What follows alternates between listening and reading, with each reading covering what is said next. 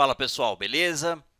Nesse vídeo a gente vai falar um pouco sobre usar duas linguagens juntas, sem ser em microserviços. O que me motivou a fazer esse vídeo foi porque no post que eu falei de ao invés de usar Lombok, você deveria usar Kotlin ou Groovy em conjunto com o Java, e muita gente falou que isso é mais absurdo do que usar o Lombok, e eu vou te provar que não é exatamente um absurdo. Para começar, eu já trabalhei em projetos que tinham mais de uma linguagem e o primeiro caso em que eu trabalhei que tinha mais de uma linguagem trabalhando em conjunto no mesmo projeto era com Scala. E nesse projeto a gente usava o Scala para prover operações que a gente precisava utilizar linguagem funcional, porque o Java na época não suportava linguagem funcional. E o arquiteto da empresa usou soluções em Scala para prover algumas soluções que no Java a gente não conseguia atender naquele momento. Hoje o Java já provê isso, mas naquela época não existia. Outra empresa que eu trabalhei era uma empresa do ramo atacadista e era o último lugar que eu esperava encontrar esse tipo de coisa.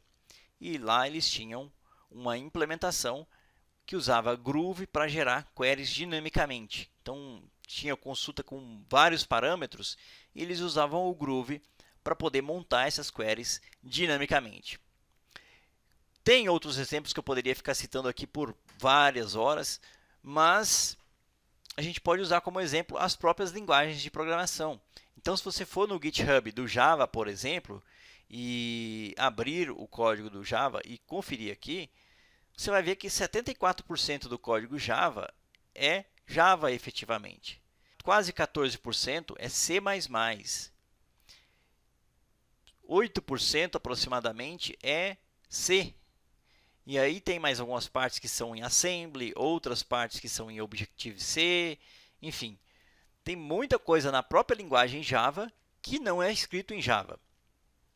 Da mesma maneira, se você pegar o Python, por exemplo, e conferir em que o Python é construído, você vai ver que 63% do Python é construído no próprio Python e uma parte considerável, de mais de um terço do Python, é escrito em C, ou seja, 35,4% do Python é escrito em C. E quase 1% em C++. Aí tem essas outras linguagens aqui, HTML que não é linguagem, né? Enfim, mas uma parte considerável dele não é escrito puramente em Python.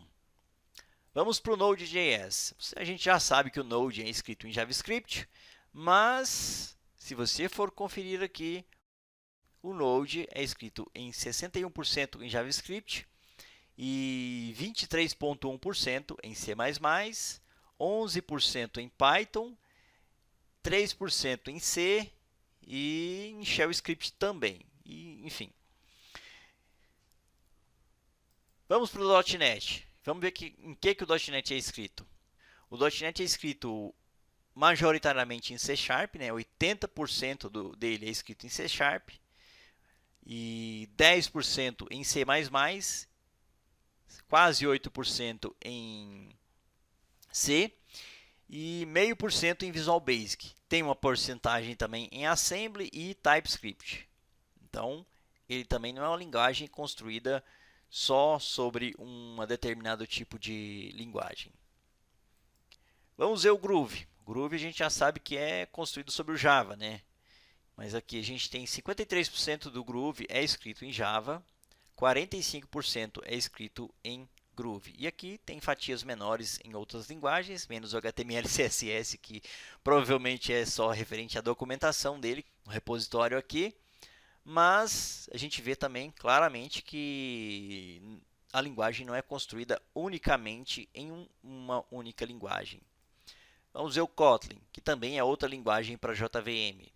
Ele já tem a maior parte dele já é construído em Kotlin, ou seja, 85% Kotlin, 5,5% Java, tem uma porcentagem de Swift também, tem 3% de C, 2,1% de C++, Objective-C e outras linguagens. Então, são várias tecnologias que eles utilizam para construir o Kotlin.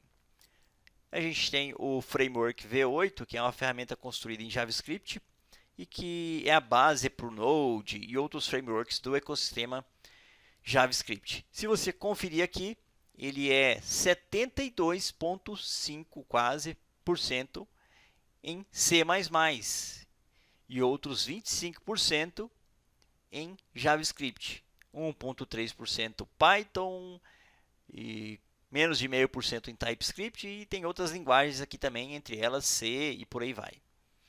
Enfim, se você for olhar, pessoal, a maioria das linguagens utiliza outras linguagens dentro dela para poder aproveitar recursos que já existem no próprio sistema operacional, para poder otimizar a utilização de recursos do sistema operacional. Se você olhar aqui, praticamente todas têm C e C++. E por que elas têm C e C++?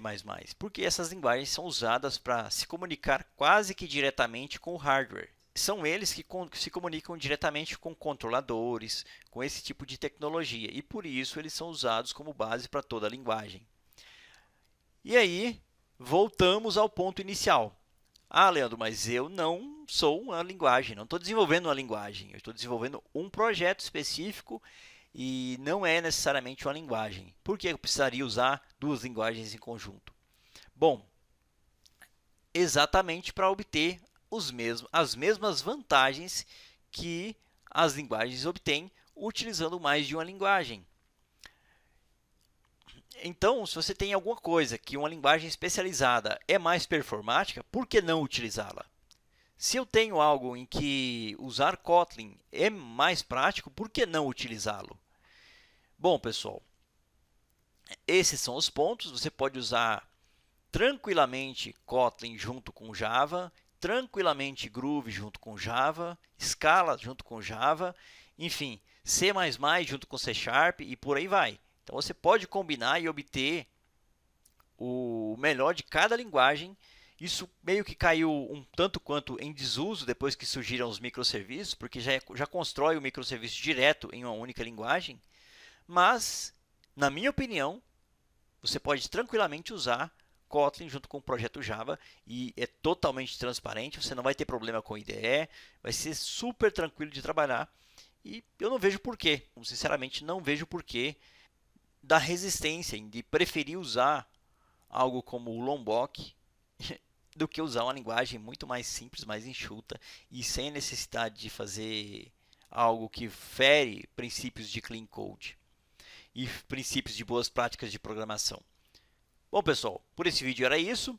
E se você quer aprender uma linguagem nova e rápido, talvez seja interessante aprender o Kotlin.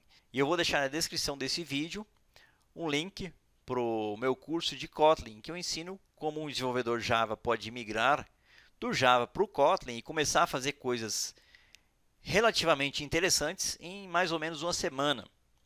Vou deixar o link na descrição e também vou deixar o link para o meu curso de REST APIs com Kotlin e Spring Boot. Então, se você quiser dar uma conferida, só olhar nos comentários. Beleza? Esse é o momento que você deixa o like e se inscreve. Até o próximo vídeo.